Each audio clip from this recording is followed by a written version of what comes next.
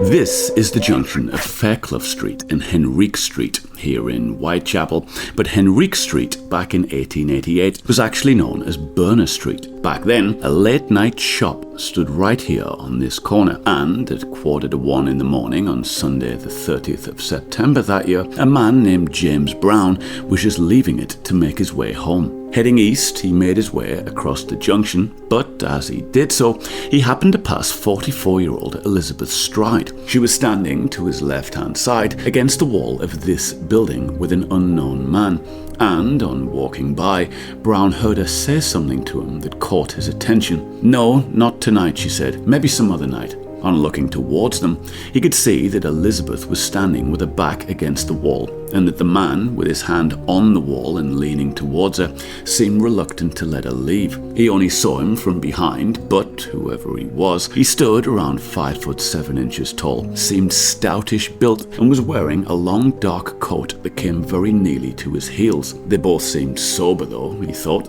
and nothing seemed too unusual, and so he made his way home. Around 15 minutes later, in a pony and cart, a 26-year-old man named Louis Deemschutz then arrived here at the northern end of Burner Street. Deemschutz lived on the top floor of number 40, 4 doors from the junction, and so, on heading south along the street, he turned right to pass through the gates of Dutfield's yard, which, incidentally, at the side of the building, stood almost exactly where the black gates in this shot stand today. With no light in the yard, it was said, it was as dark as Erebus, but on making his way inside, he was surprised when the pony shied to the left and seemed determined to avoid the right-hand wall. Around 9 feet beyond the gates, something was lying on the floor of the yard, and so he lit a match to see what it was, but with the wind blowing, could only get sufficient light to see that there was some figure there. He made his way into number 40 through the side door,